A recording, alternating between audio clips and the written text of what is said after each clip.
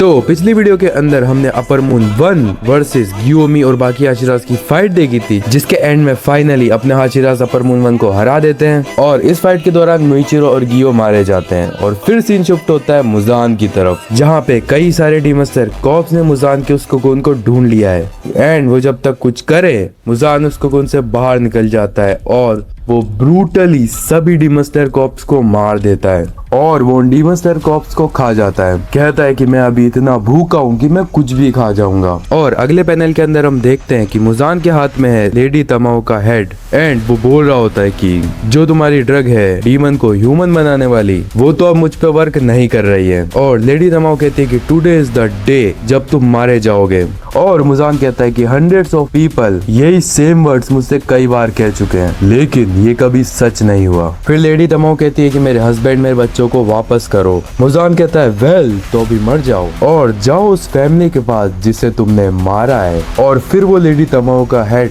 Crush कर देता है। और फिर अगले पैनल में हम देखते हैं यूशिरो को, क्योंकि यूशिरो और लेडी तमाओ एक दूसरे से कनेक्टेड है, इसलिए यूशिरो को पता चल जाता है कि लेडी तमाओ अब नहीं रही एंड इस चीज से वो बहुत ही ज्यादा दुखी होता है। और फिर अगले पैनल में हम क्रिया को देखते हैं, जो कि बहुत ही ज्यादा टेंशन में है क्योंकि मुजान रिकवर कर चुका है और ब्रूटली उसने कई डीमन स्लेयर कॉप को मार दिया है, इसलिए वो बहुत ही ज्यादा परेशान है। और मुजान जो कि कहता है कि आज रात में सभी डीमन स्लेयर को मार दूंगा। क्रिया जो खुद को दोष दे रहा होता है कि ये मेरी गलती है, मैं उन्हें राइट कमांड देने में फेल हो गया और कई लोग मारे गए। ओबयाशी की फैमिली के जो पहले के लीडर्स थे उन्होंने 100 ऑफ ईयर्स तक मेहनत करी आज के दिन के लिए ताकि वो मुजान को हरा सके, ये सब मेरी गलती है। और वो खुद को दोष दे रहा होता है, तभी उसकी बहन तगड़ा वाला स्लैप करती है और कहती है कि खुद को संभालो क्रिया और तुम्हारा नेक्स्ट ऑर्डर दो, फाइट अभी खत्म नहीं हुई है। हमारे फादर, ग्रैंडफादर, बाकी सब लीडर्स उन्होंने भी इस मुश्किल और पेन का सामना किया होगा। और फिर क्रिया खुद को संभालता है और मुजान की लोकेशन पे बाकी सबको भेजता है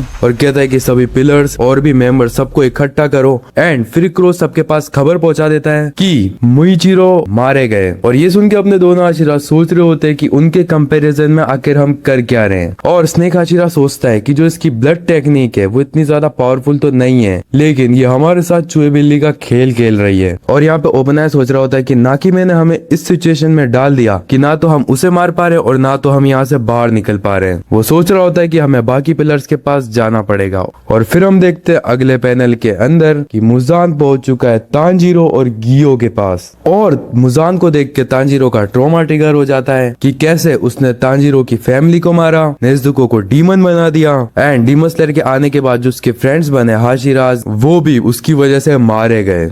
और इस चीज को याद करके तांजीरो बहुत ही ज्यादा गुस्सा हो जाता है और गियो तांजीरो से कहता है कि अपने आप को शांत करो। और फिर मुजान उनसे कहता है तुम सीरियसली कितने जिद्दी हो एंड इट बोर्स मी। कहता है कि मैं दिल से बहुत ही ज्यादा दुखी हूँ, तुम जब भी अपना मुंह खोलते हो तुम याद करते हो अपने सिबलिंग्स को, बच्चों को, पेरेंट्स को एंड अपने रिवेंज को। तुम्हें तो बल्कि ये सोचना चाहिए कि तुम सरवाइव कर गए, तुम्हें कुछ नहीं हुआ और इतना काफी नहीं है तुम्हारे लिए। अगर तुम्हारी फैमिली मारी गई है तो इसमें प्रॉब्लम क्या है, बल्कि तुम खुद को लकी समझो कि तुम बच गए और अपनी पहले की तरह जिंदगी जीना शुरू कर दो। और तांजीरो ये चीज सुन के बहुत ही ज्यादा शौक है कि ये क्या कह रहा है। और फिर इस पैनल के अंदर अपने बाबा मुजान कहते हैं कि बारिश, विंड, वॉल्केनो ब्लास्ट, अर्थक्वेक या कोई भी नेचुरल डिजास्टर होता है तो ना ही हम उसे कुछ दोष देते हैं और ना ही उनसे रिवेंज लेते हैं, नो मैटर भले ही उसकी वजह से कितने भी लोग मारे गए। और हम मरे हुए लोगों को तो वापस नहीं ला सकते, तो हर समय इस इशू का हंगामा करना बंद करो, तो शांति पूर्वक अपना जीवन जियो और दैनिक मजदूरी कमाओ। यहाँ पे डायरेक्टली मुजान कह रहा है कि जाके मजदूरी कर और कहता है बाकी ह्यूमंस तो ऐसा ही करते हैं, तुम ऐसा क्यों नहीं करते। और मुजान कहता है कि इसका एक ही रीजन है कि जो डीमन हंटर्स है वो विकृत मानसिकता वाले लोग हैं, मतलब तुम्हारा दिमाग हिलावा है। और भाई ये क्या हो गया मुजान को, और मैं तुम जैसे विकृत मानसिकता वाले लोगों से निपट के अब थक चुका हूँ और बल्कि रियलिटी में मैं ही वो इंसान हूँ जो इन सब चीजों को खत्म करना चाहता है। क्या है भाई ये मुजान। और ये चीज सुन के तो तांजीरो का गुस्सा नेक्स्ट लेवल पे चला जाता है और कहता है तुम एक ऐसे बीइंग हो जो कि एग्जिस्ट भी नहीं करना चाहिए। फिर तांजीरो कहता है कि इसका सर काट के तो इसे नहीं मारा जा सकता, इससे सनलाइट में लाना पड़ेगा और हमें बाकी सब लोगों और हाशिराज का वेट करना पड़ेगा और छोटी सी छोटी मुजान की इंफॉर्मेशन लेनी पड़ेगी ताकि जब बाकी हाशिराज आए वो उन्हें बता सके ताकि बाकी हाशिराज की हेल्प हो। और अब असली बैटल स्टार्ट होती है। देन मुजान उन दोनों के ऊपर अटैक कर देता है एंड गियो कहता है कि ये जिस चीज से अटैक कर रहा है वो तलवार के जैसा शार्प है और मुजान की अटैक रेंज भी बहुत बड़ी है और हम अपनी नॉर्मल आंखों से तो ऐसे डॉज भी नहीं कर पा रहे, अपनी प्योर इंस्टिंक्ट पे उस अटैक को डॉज कर रहे हैं वो। एंड तांजीरो मुजान की अटैक रेंज के अंदर जाने की कोशिश करता है, वो कैसे न कैसे उसके अटैक से बचता है, लेकिन मुजान उसे देख लेता है और तांजीरो के ऊपर अटैक कर देता है, जिसे डॉज करना तांजीरो की बस की बात नहीं। और मुजान के अटैक से तांजीरो की एक आंख पे कट लग जाता है। मुजान अपना अगला अटैक तांजीरो पे करे उससे पहले वहाँ पे गियो आ जाता है और तांजीरो को बचा लेता है। गियो कहता है कि उसके ज्यादा क्लोज जाने की कोई जरूरत नहीं है, मुजान अपर मून के कंपैरिजन में बहुत ही ज्यादा स्ट्रॉन्ग है। और मुजान कहता है तुम मुझे रोक के रख रहे हो, मेरा समय बर्बाद कर रहे हो, इस किले के अंदर कोई भी सनलाइट नहीं आ सकती, क्या तुम 3 पिलर से मुझे हरा पाओगे? और ये सुन के गियो और तांजीरो शॉक हो जाते हैं कि 3 पिलर्स? मुजान कहता है कि वो स्नेक वाला लड़का और वो लड़की ऑलरेडी नाकिमे के थ्रू मारे गए हैं। और हम अगले पैनल के अंदर देखते हैं कि ओबने और मित्सुरी मारे जा चुके हैं। फिर हम मुजान को देखते हैं जिसने गियो और तांजीरो के ऊपर अटैक कर दिया है, जिसे तांजीरो मुश्किल से डॉज कर रहा है और वो कहता है कि मैं बर्डन नहीं बनूंगा,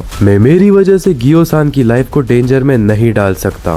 फिर हम देखते हैं कि मुजान तांजीरो के ऊपर अटैक कर रहा है। तांजीरो जिसने अपनी एक आंख खो दी है और वो अपनी स्मेल एबिलिटी से मुजान से बच रहा है, लेकिन मुजान के अटैक इतने ज्यादा फास्ट है तांजीरो अपनी स्मेल एबिलिटी से भी उससे नहीं बच पा रहा है। एंड मुजान तांजीरो के ऊपर एक डेडली अटैक करता है और अगर वो तांजीरो को लगा तो तांजीरो का खेल खत्म। एंड मुजान का अटैक तांजीरो पे लगने ही वाला होता है, तभी वहाँ पे आ जाती है मित्सुरी और इससे मुजान का ध्यान भटक जाता है और मुजान शॉक हो जाता है कि ये जिंदा है। एंड मित्सुरी आते ही डायरेक्ट मुजान के ऊपर अटैक कर देती है, breath of love 6th form, लेकिन मुजान उसे डॉज कर लेता है। और फिर हम देखते हैं कि ओबनाई ने तांजीरो को बचा लिया है और ओबनाई कहता है okay you annoying little burden, क्या तू ठीक है भाई, ये बेइज्जती करने से कभी पीछे नहीं हटेगा। और तांजीरो उनको देख के कहता है कि थैंक गॉड तुम जिंदा हो। और ओबनाई कहता है कि तुझे दूसरों की चिंता करने की जरूरत नहीं है, तू तेरी चिंता कर। और मुजान इन दोनों को देख के सदमे में है कि ये दोनों जिंदा है, मतलब नाकिमे ने मुझे रॉन्ग इन्फॉर्मेशन दी। और वो चिल्लाते हुए कहता है तुम कर क्या रही हो नाकिमे? और फिर हम अगले पैनल के अंदर देखते हैं कि योशिरो ने कंट्रोल कर लिया है नाकेमी को एंड वो उसे मैनिपुलेट करके मुजान को रॉन्ग इन्फॉर्मेशन पहुंचा रहा है। और योशिरो कहता है कि मुजान तुम इस दुनिया के सबसे पापी इंसान हो, तुमने तमाओ सैन को मुझसे छीन लिया, अपने घुटनों पे बैठो और माफी मांगो right now. I am going to erase you from the face of this earth, कि मैं तुम्हें इस दुनिया से मिटा दूंगा। और योशिरो यहाँ पे बहुत ही ज्यादा गुस्सा है। तो अगले पैनल के अंदर हम इनोसुके, जेनेत्सु और कनाओ को देखते हैं जो कि शौक है और डरे हुए हैं, क्योंकि जो पूरा इन्फिनिटी कैसल है वो शेक कर रहा है और एक अजीब सा ही दबाव महसूस हो रहा है। मुजान इन्फिनिटी कैसल को वापस कंट्रोल करने की कोशिश कर रहा होता है और जो मित्सुरी है वो बहुत ही ज्यादा डरी हुई है। वो कहती है कि इन सभी मूवमेंट से दबाव क्रिएट हो रहा है जिससे वो क्रश भी हो सकती है। और उसे देख के तो मित्सुरी बहुत ही ज्यादा डरी हुई है और वो चाहती है कि स्टोन आशिरा गियोमी कैसे भी करके यहाँ आ जाए। और फिर हम एक पास सीन देखते हैं जहाँ पे योशिरो कहता है कि मैं एक डीमन हूँ पर मैं तुम्हारे साथ हूँ। और वो मित्सुरी को कहता है कि अगर तुम स्टूपिड नहीं हो तो समझो और मेरे साथ काम करो। और ये चीज सुन के मित्सुरी पहले तो कहती है oh I am not stupid okay. देख योशिरो अगर ये चीज ओबनाई ने सुन ली तो वो मुजान से पहले तुझे उड़ा देगा। और फिर वो मित्सुरी को प्लान बताता है कि तुम उसका ध्यान भटकाना ताकि वो मुझे नोटिस ना करे, मैं उसके क्लोज जाऊंगा एंड मुजान से उसका कंट्रोल अपने हाथों में ले लूंगा। और फिर हम देखते हैं कि जो इन्फिनिटी कैसल है मुजान ने काफी हद तक उसे अपने कंट्रोल में ले लिया है। मित्सुरी और तांजीरो दोनों के लिए बचना बहुत ही मुश्किल हो रहा है। मुजान जिसे पता चल चुका है कि जिसने नाकिमी को कंट्रोल करा है वो तमाओ का डीमन है और मैं उसे मार दूंगा। और फिर हम देखते हैं योशिरो को जो कि बहुत ही ज्यादा कोशिश कर रहा है कंट्रोल वापस लेने का, लेकिन वो कहता है कि मुजान ने इतनी जल्दी ऑलमोस्ट कंट्रोल ले लिया है। मुजान और योशिरो वो दोनों अपनी पूरी ताकत लगा देते हैं कंट्रोल करने के लिए। और फिर योशिरो के बगल में जो डीमन स्लेयर खड़ा होता है वो योशिरो को कहता है कि तुम एक काम करो, तुम मुझे खा लो ताकि तुम मुजान को बीट कर सको। लेकिन योशिरो कहता है कि चुप रहो, मुझे फोकस करने दो और तुम उस डीमन स्लेयर को आपके रिएक्शन देखो। वो कहता है कि आई एम सॉरी। और फिर ये सभी चल ही रहा होता है, तभी गियो और ओबनाई दोनों उसके ऊपर अटैक करते हैं। Giyu breath of water 4th form से अटैक करता है और Obanai breath of snake 1st form से उसके ऊपर अटैक करता है। लेकिन मुजान उन दोनों अटैक से बच जाता है। मुजान जिसके लिए बहुत ही हार्ड हो रहा था दोनों तरफ लड़ना, और योशिरो जिसने थोड़ा थोड़ा कंट्रोल वापस ले लिया है नाकेमी पे, और वो मुजान को नीचे गिरा देता है। और मुजान इस चीज से इरिटेट हो जाता है और वो समझ जाता है कि अब उसके लिए नाकेमी पे कंट्रोल करना और हाशिराज से लड़ना वो दोनों चीजें नहीं कर सकता, इसलिए वो नाकेमी के सर को पूरी तरीके से क्रश कर देता है। और ये चीज देख के योशिरो शौक है कि इसने अपने ही डीमन को मार दिया, लेकिन अभी भी कुछ टाइम बाकी है नाकेमी को कम्प्लीटली डिसइंटीग्रेट होने में, और मैं तब तक गिव अप नहीं करूंगा। मैं मुजान और बाकी सब हाशिराज को यहाँ से बाहर निकालूंगा। फिर हम देखते हैं तांजीरो और ओबनाई को, जिनके लिए खड़ा रहना भी बहुत ही ज्यादा मुश्किल है। और तांजीरो अपने आसपास बाकी डीमन स्लेयर कॉर्प्स को देखता है जो कि ब्रूटली मरे पड़े हैं, और उन्हें अपने मरने का रिग्रेट होगा। और मुजान उन सब पे अटैक कर देता है। ओबनाई तो उस अटैक से बच जाता है, लेकिन तांजीरो के बैक पे वो अटैक लग जाता है, और ओबनाई कहता है कि ये जो जगह है वो ढह रही है,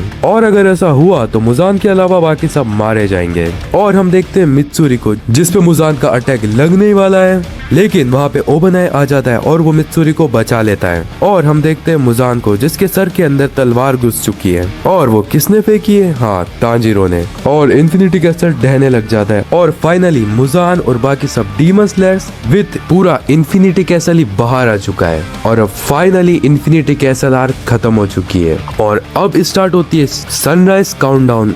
और फिर अगले पैनल के अंदर हम देखते हैं नेजुको को, जिसके फादर उसे कह रहे होते हैं कि वेक अप नेजुको। और फिर नेजुको उठती है और नेजुको सीधा जंगल में भागने लग जाती है। ये चीज डायमंड हाशिरा और रेनगोकू के फादर देखते हैं, और रेनगोकू के फादर किरिया को बता देते हैं कि वो जो डीमन गर्ल है वो भाग रही है। किरिया जो कि सोच रहा होता है कि हम क्या कर सकते हैं, मुझे कुछ समझ नहीं आ रहा है, क्या वो मुजान के थ्रू मैनिपुलेट हो रही है? ये पॉसिबल नहीं है, हमने नेजुको को मेडिसन से डीमन से ह्यूमन बना दिया है। वो ये सब सोच ही रहा होता है, वो ऑर्डर देने वाला होता है नेजुको को पकड़ने का, लेकिन उसके पीछे एक हाथ आ जाता है, और वो होता है किरिया के फादर का, जो कि उससे कह रहे होते हैं कि नेजुको जो कर रही है उसे करने दो। फिर किरिया ऑर्डर देता है कि नेजुको को पीछा मत करो, और किरिया की सिस्टर कहती है कि क्यों, क्या हुआ?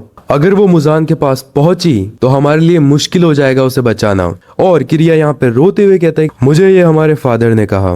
नेजुको जो कि जंगल में भाग रही होती है, और सुकुंजी उसे रुकने की कहता है, लेकिन जो नेजुको का फादर है वो नेजुको को डायरेक्शंस बता रही कि कहाँ जाना है। और नेजुको एक पहाड़ से सीधा जंगल में कूद जाती है, और ये चीज देख के सुकुंजी सोचता है कि इसने एक पहाड़ से जंप कर दिया। सुकुंजी कहता है ह्यूमन बना देने वाली मेडिसिन ने वर्क नहीं करा, नेजुको अभी भी डीमन है। और फिर हम देखते हैं तांजीरो को, जिसकी हालत खराब है। फिर अगले पैनल के अंदर हम मुजान को देखते हैं, जिसके ऊपर ओबनाई, गियो, मित्सुरी अटैक कर रहे हैं, और ओबनाई कहता है कि टू फास्ट, ये इतना फास्ट है कि मैं कंटिन्यूसली ब्रीथ भी नहीं कर पा रहा हूँ। और फिर हम अगले पैनल के अंदर देखते हैं कि मुजान, गियो और ओबनाई पे डेडली कट्स लग चुके हैं, जो कि दिए हैं मुजान ने। फिर मुजान कहता है कि तुम हाशिरास अब भी खड़े हो और अच्छे से लड़ पा रहे हो। फिर मित्सुरी जो कि सोच रही होती कि मुझे हिट करना होगा, बाकी सब मुझे बचाने के लिए हार्ड वर्क कर रहे हैं। फिर हम देखते हैं कि मुजान ने मित्सुरी के ऊपर अटैक कर दिया है। ओबनाई मित्सुरी को बचने के लिए कहता है, लेकिन मित्सुरी कहती है कि तुम खुद को प्रोटेक्ट करो,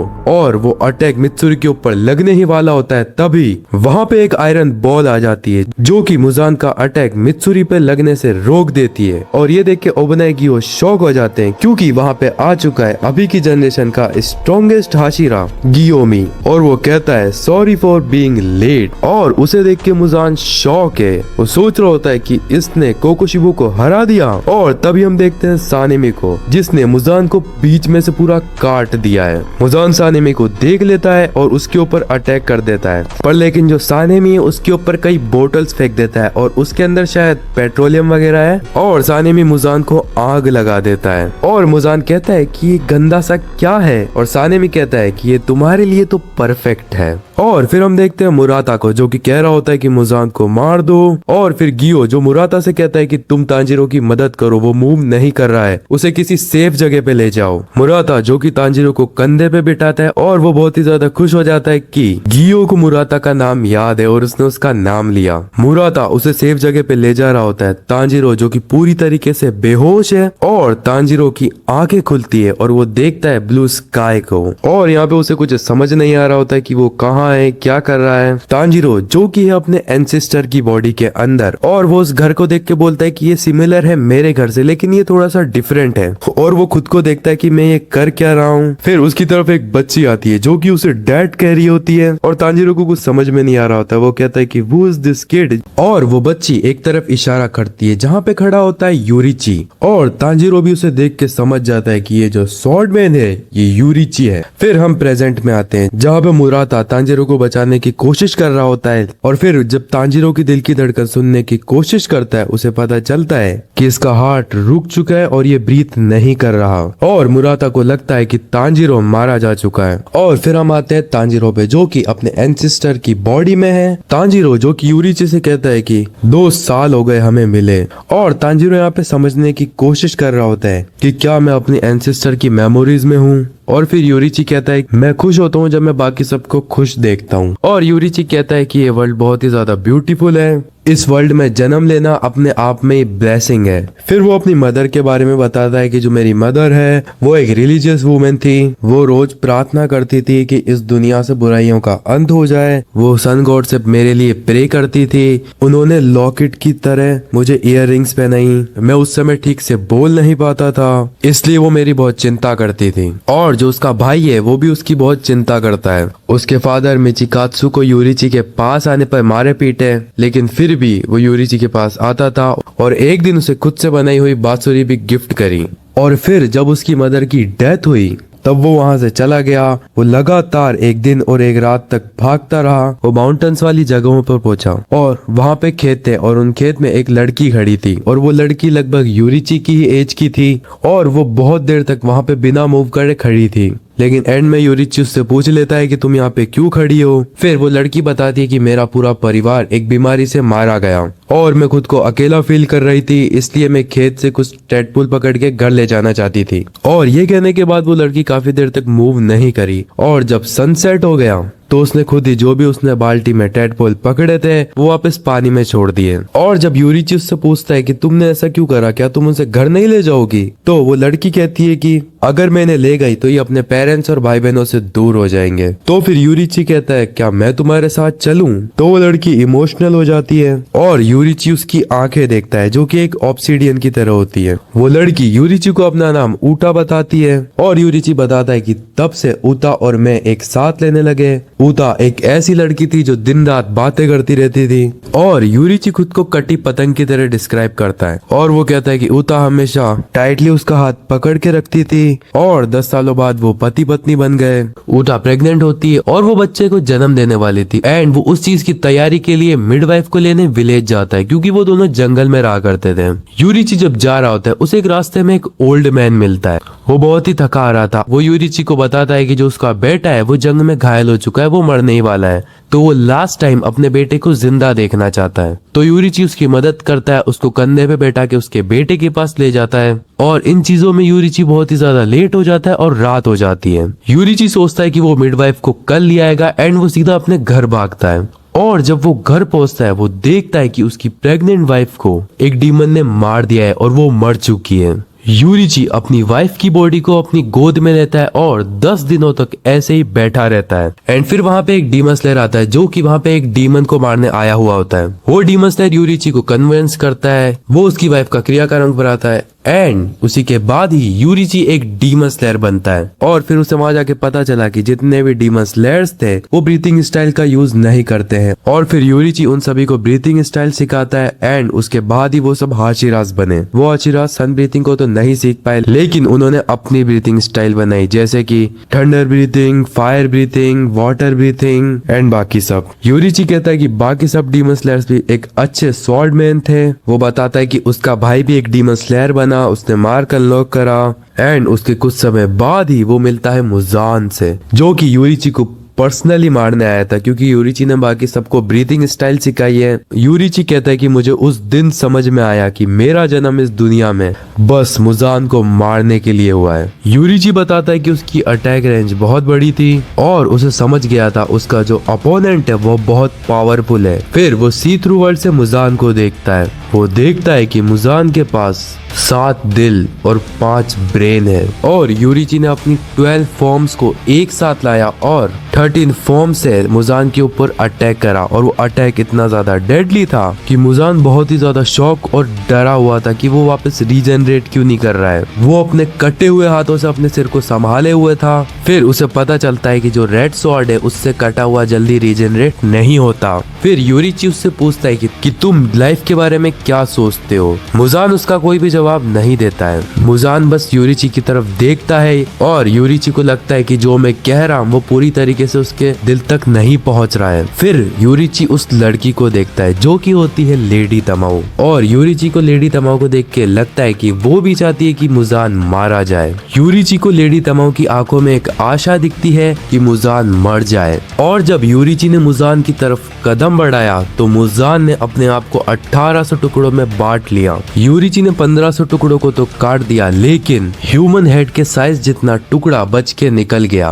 और यूरिची जब लेडी तमाऊ की तरफ देखता है, लेडी तमाऊ चीख रही और चिल्ला रही होती है। वो कह रही होती है तुम्हें तो मर जाना चाहिए मुजान किबुत्सुजी। और लेडी तमाऊ बहुत ही शौक होती है कि मुजान का नाम लेने के बाद भी वो नहीं मरी, इसका मतलब वो मुजान के कर्ज से फ्री हो चुकी है। फिर वो यूरिची को मुजान के बारे में सब कुछ बताती है कि उसका नाम मुजान किबुत्सुजी है एंड उसी ने सभी को डीमंस बनाया है और जब तक यूरिची जिंदा है तब तक तो मुजान वापस नहीं आने वाला। और लेडी तमाऊ कहती है कि मैं डीमन स्लेयर्स की हेल्प करूंगी। और फिर उसके बाद बाकी सब डीमन स्लेयर यूरिची के पास आते हैं और उसे बताते हैं कि यूरिची का भाई डीमन बन चुका है। और जब यूरिची सबको बताता है कि वो मुजान को पूरी तरह नहीं मार पाया और उसने लेडी तमाऊ को भी छोड़ दिया, ये चीज सुन के बाकी सब डीमन स्लेयर बहुत ही ज्यादा गुस्सा हो जाते हैं एंड वो सब कहते हैं कि यूरिची को डीमन हंटर से बाहर निकाल दिया जाए और सबके सामने यूरिची को मौत की सजा दे दी जाए। पर लेकिन उस टाइम का जो ओब्याशी की फैमिली का लीडर था वो सिर्फ 6 साल का था, वो बच्चा था, उसने अभी अभी अपने फादर को खोया था। तो यूरिची को मौत की सजा तो नहीं सुनाई गई लेकिन यूरिची को डीमन हंटर कॉप से बाहर निकाल दिया। फिर यूरिची तांजिरो के एंसेस्टर से कहता है कि मैं एक स्पेशल स्ट्रेंथ के साथ पैदा हुआ था ताकि मैं मुजान को मार सकूं, लेकिन मैं उसमें फेल हुआ और मेरे फेल होने की वजह से काफी लोग मारे जाएंगे। अब मतलब यूरिची खुद को दोषी मान रहा था कि मुजान जिंदा बच गया तो वो और लोगों को मारेगा। और ये सुन के तांजिरो इमोशनल हो जाता है कि यूरिची के साथ इतना सब कुछ हुआ, मेरे पास कोई शब्द नहीं है कहने के लिए। सुमियोशी तांजिरो के एंसेस्टर ने वहाँ पे कुछ नहीं कहा, वो काफी देर तक चुपचाप बैठे रहे और फिर सुमियोशी की बेटी वहाँ आ जाती है। यूरिची उसकी बेटी को अपने हाथों में पकड़ता है और यूरिची उस बच्ची को ऊपर तक उठाता है जिससे उस बच्ची को बहुत मजा आ रहा होता है। और ये चीज देख के यूरिची बहुत ही ज्यादा इमोशनल हो जाता है क्योंकि उसे अपनी पास्ट लाइफ याद आ रही होती है। और फिर वहाँ पे सुमियोशी की वाइफ आ जाती है, वो देखती है कि यूरिची ने उसकी बेटी को गले लगा रखा है और यूरिची बहुत ही इमोशनल हो चुका है। उसकी वाइफ उसे सहारा देती है एंड उसे डिनर के लिए इनवाइट करती है। तांजिरो ये देख के इमोशनल हो जाता है और वो यूरिची से इंस्पायर होता है। एंड फिर हम प्रेजेंट टाइम पे आते हैं जहाँ पे लड़ाई चल रही है, जहाँ पे मुजान बहुत ही डेडली अटैक्स कर रहा है और जिसे देख के गियोमी कहता है कि इसके अटैक बहुत ही ज्यादा फास्ट है और बाकी तीनों हाशिरास के लिए भी लड़ना बहुत ही ज्यादा मुश्किल हो रहा है। और जो मित्सुरी है वो तो बस अपने लक के बेस पे जिंदा है और उसके अटैक से बच रही है। फिर मुजान मित्सुरी के ऊपर एक डेडली अटैक करता है जिससे मित्सुरी नहीं बच पाती और उस अटैक से मित्सुरी का कान और एक तरफ का पूरा शोल्डर ही कट जाता है। और फिर ओबनाई उसे बचाने के लिए जाता है और फिर गियोमी कहता है ये कैसी टेक्निक है, मित्सुरी से डॉज भी नहीं कर पाई। और फिर तीनों हाशिरास पूरी जान लगा के मुजान के ऊपर अटैक कर रहे होते हैं। फिर ओबनाई कहता है कि योशिरो को लाओ, वो ही मित्सुरी को हील कर सकता है। और मित्सुरी जागती है, वो कहती है मैं इंतजार नहीं कर सकती, अभी लड़ना है और आई मेक श्योर कि इस बार मैं किसी को भी पीछे ना छोड़ूं। और फिर ओबनाई कहता है कि इट्स ओके, आपने काफी कुछ किया। मित्सुरी कहती है कि मैं अभी तक किसी काम नहीं आई और मैं इस तरह नहीं मर सकती। और ओबनाई उन्हें रेस्ट करने के लिए कहता है लेकिन मित्सुरी नहीं मानती। मित्सुरी ओबनाई को रोकती है, मत जाओ। और वो ओबनाई से कहती है कि मरना मत। ओबनाई तो कहता है कि अब मैं किसी को मरने नहीं दूंगा। ओबनाई कहता है कि अगर डीमंस नहीं होते तो हालात कुछ और होते हैं, कई लोग जिंदा होते। और मित्सुरी और ओबनाई भी एक पीसफुल परिस्थितियों में मिलते, लेकिन ये इम्पॉसिबल है। पहले मुझे मरना होगा और मेरी बेकार सी ब्लड लाइन से छुटकारा पाना होगा। फिर हमें ओबनाई की पास्ट लाइफ के बारे में पता चलता है कि जो उनकी फैमिली थी वो एक रिच और रॉयल फैमिली थी, जिनके पास बहुत ही ज्यादा पैसा और पावर था। और जो ओबनाई था वो 370 सालों के बाद एक पहला लड़का पैदा हुआ था। ये उनकी फैमिली के लिए बहुत ही रेयर मोमेंट था। ओबनाई की फैमिली उसे एक पिंजरे में रखा करती थी, उसे वहीं पे खाने पीने को देती थी और वो वहीं सोया करता था। और एक दिन उसे एक रूम में लेके गए जहाँ पे उसने एक डीमन को देखा जो कि आधा सांप था और आधा डीमन। और उसे उस दिन पता चलता है कि जो उसकी फैमिली थी वो उस डीमन की पूजा करा करती थी, और वो समझ जाता है कि यही वो डीमन है जो रात भर उसके ऊपर नजर रखता था। फिर उसे पता चलता है कि जो उसकी फैमिली है वो फैमिली में पैदा होने वाले बच्चे का बचपन में ही बलि दे देती है। लेकिन ओबनाई की आंखों का कलर बहुत ही ज्यादा यूनिक था, इसीलिए डीमन को उसके अंदर इंटरेस्ट था। इसीलिए डीमन ने उसके बड़े होने तक का वेट किया ताकि जब वो बड़ा हो जाएगा तब वो डीमन ओबनाई को खाएगा। और उस टाइम उस डीमन के कहने पे ओबनाई के फेस पे उस डीमन के फेस जैसा एक कट लगवा दिया गया और फिर वापस उसे केज में बंद कर दिया गया। और वहाँ पे उसे एक स्नेक मिलता है जिसका नाम ओबनाई ने काबुरो मारू रखा। एंड ये वही स्नेक है जो हमेशा से ओबनाई के साथ रहा। ओबनाई कहता है कि वहीं से उसे हिम्मत आई वहां से भागने की, एंड ओबनाई वहां से भाग गया। लेकिन ये चीज उस डीमन को पता चल गई और वो डीमन ओबनाई के पीछे पड़ गया। वो डीमन ओबनाई को खाता उससे पहले वहां पे फ्लेम हाशिरा आ जाता है जो कि था रेनगोकू का फादर, और वो उस डीमन को कई टुकड़ों में काट देता है। और जब वो हाशिरा ओबनाई को उसके कजन के पास ले जाता है तो वो कहता है कि तुम्हें मर जाना चाहिए था, तुम क्यों भागे, तुम्हारी वजह से हमारे फैमिली के 50 लोग मारे गए। और उसका कजन और भी अब्यूजिव वर्ड बोलता है ओबनाई को, जिससे ओबनाई के दिल पे एक गहरी चोट लगी। और फिर ओबनाई कहता है कि ऐसा नहीं है कि मैंने सोचा नहीं था कि मेरे भाग जाने के बाद मेरी फैमिली का क्या होगा, लेकिन मैं फिर भी भाग गया। ओबनाई कहता है कि मैं एक बहुत ही घटिया इंसान हूँ जिसने एक घटिया परिवार में जन्म लिया। और उसके बाद ही अपनी फीलिंग्स को व्यक्त करने के लिए ओबनाई एक डीमन स्लेयर बना। और जब भी वो अपनी जान को जोखिम में डाल के किसी को बचाता था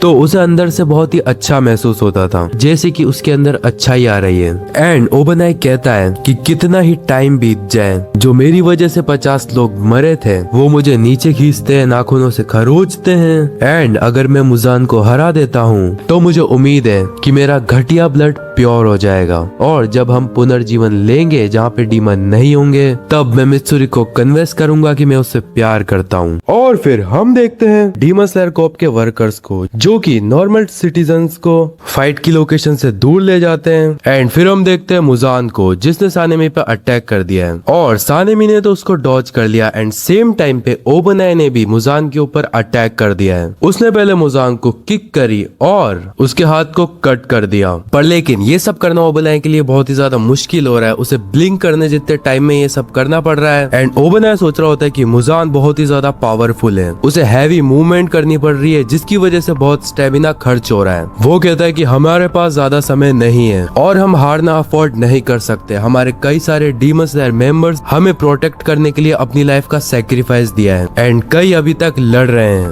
और फिर हम देखते हैं गियो को। मुजान ने उसके ऊपर अटैक कर दिया जिससे गियो की स्वॉर्ड उससे अलग हो गई, और मुजान का अटैक उसके ऊपर लगने वाला था। वहाँ पे ओबनाई आ जाता है और गियोमी की आयरन बॉल जो कि गियो को बचा लेती है, और सानेमी गियो की तरफ उसकी ही स्वॉर्ड फेंकता है और कहता है कि अपना ध्यान मत भटकाओ नहीं तो मैं तुम्हें मार दूंगा। और वो अपनी स्वॉर्ड उठाता है और तीनों हाशिरास एक साथ मुजान के ऊपर अटैक कर देते हैं। गियो खुद को ही कहता है you can still do this, कि तुम एक वाटर हाशिरा हो और तुम आखिरी सांस तक लड़ो। और फिर मुजान जो कि सोच रहा होता है कि ये लोग पावरफुल तो बहुत है लेकिन वेरी सून ये क्रश हो जाएंगे, इनके पास सिर्फ 5 मिनट है, इनकी जो सेल्स है वो ब्रेक डाउन हो जाएगी एंड ये मर जाएंगे। जो मुजान का पॉइजन है वो हाशिरास पे वर्क करने लग गया है जिससे उनकी स्पीड और स्ट्रेंथ कम हो चुकी है। और तभी वहाँ पे लेडी तमाओ की कैट आ जाती है जो कि उन्हें मुजान के पॉइजन का एंटीडोट दे देती है जो हाशिरा अपने अंदर इंजेक्ट कर देते हैं, और मुजान लेडी तमाओ की कैट को कट कर देता है। और जो लेडी तमाओ की मेडिसिन थी उसने असर दिखाना चालू कर दिया है। हाशिरास वापस सही हो रहे हैं एंड गियोमी कहता है कि मेरी जो बॉडी है वो वापस रिकवर हो गई है, और वो ये भी कहता है कि शायद आज ऊपर वाला हमारे साथ है एंड शायद ये जो मेडिसिन है ये टेम्पररी है और हमें फाइट को कंटिन्यू रखना होगा। मुजान जो कि समझ जाता है कि ये मेडिसिन लेडी तमाओ की है,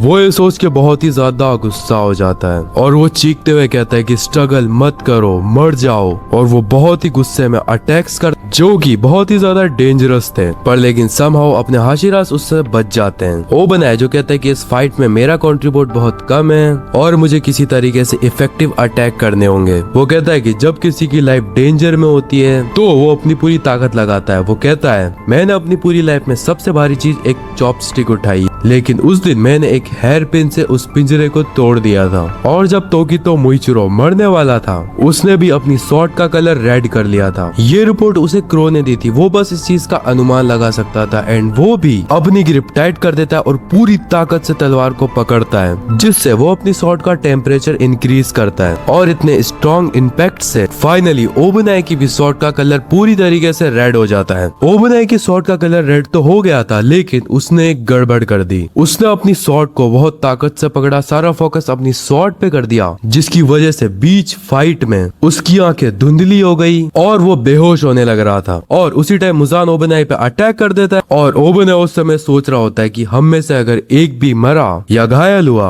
तो बाकी सब पे और बर्डन आ जाएगा। वो कहता है कि उसके हाथों के अलावा उसकी पूरी बॉडी उसका साथ नहीं दे रही है एंड गियो भी उसे बचने की कहता है, लेकिन वो उसके पास नहीं जा सकता एंड मुजान का अटैक उसके ऊपर लगे ओबनाई बहुत ऊपर हवा में जंप कर देता है। मुजान बीच हवा में ओबनाई के ऊपर अटैक करता है, लेकिन ओबनाई मुजान के हाथ को कट कर देता है एंड मुजान सोच रहा होता है कि ये क्या हुआ। वो ये तो समझ जाता है कि ये काम गियो, गियोमी और सानेमी ने तो नहीं किया, ये ओबनाई ने किया है जिसकी स्ट्रेंथ अब बढ़ चुकी है। एंड वो ये सब सोच ही रहा होता है, उसी समय मुजान का दूसरा हाथ भी कट जाता है और वो एक अलग शॉट से कटा है जो कि ओबनाई की तो नहीं है। वो समझ जाता है कि ये लेडी तमाओ की कोई टेक्निक है। उसे दिखता है कि मूवमेंट तो हो रही है लेकिन वहाँ पे कोई प्रेजेंस नहीं है। वो ध्यान लगा के सुनता है, वो समझ जाता है कि यहाँ पे 3 लोग हैं। वो अंदाजा लगा के अटैक करता है जो कि उन्हें हिट होते हैं। गियोमी शौक है कि ये सब अभी भी जिंदा है क्योंकि ऑब्वियसली बड़े बड़े हाशिरास भी मारे गए हैं इस फाइट में। इनोसुके जो कहता है कि डम मैं नहीं मरूंगा और ये जो पेपर्स है ये मेरे पास बहुत सारे हैं, मैंने ये बहुत सारे उठा लिए, तो मैटर नहीं करता तुम कितने भी काटो, मेरे पास ढेर सारे हैं, मैं अटैक करता रहूंगा। मुजान उसकी तरफ अटैक करता है और तभी ओबनाई मुजान के दोनों हाथ काट देता है और सानेमी समझ जाता है कि ये रेड ब्लेड से कटे हैं इसलिए जल्दी रीजनरेट नहीं होंगे। इनोसुके, जेनेत्सु और कनाओ वापस वो पेपर लगा लेते हैं and Kanao breath of flower 4th form से अटैक करती है और Zenitsu breath of thunder 1st form thunder clap flash से अटैक करता है। और यहाँ पे मुजान बहुत ही ज्यादा इरिटेट और गुस्सा हो जाता है और ओबनाई मुजान पे breath of snake 3rd form से अटैक कर देता है। और गियोमी सोचता है कि शुक्र है ओबनाई की स्वॉर्ड का कलर भी रेड हो चुका है, इससे उन्हें और मदद मिलेगी, भले ही ज्यादा ही नहीं पर लेकिन थोड़ा सा समय मिला। और गियोमी अपनी आयरन बॉल और अपने एक्स को एक साथ टकरा के उन दोनों का कलर भी रेड कर देता है। गियोमी कहता है कि भले ही मैं इसको ज्यादा टाइम तक मेंटेन नहीं कर सकूं पर लेकिन इससे पावर इंक्रीज हो एंड वो मुजान के ऊपर आयरन बॉल से अटैक करता है जिससे मुजान के हाफ साइड का शोल्डर डिस्ट्रॉय हो जाता है। और सानिमी और गियो दोनों अपनी तलवार को एक साथ टकराते हैं जिससे उन दोनों की स्वॉर्ड का कलर भी रेड हो जाता है। और फिर वहाँ पे क्रो आता है जो कि कहता है कि सनराइज को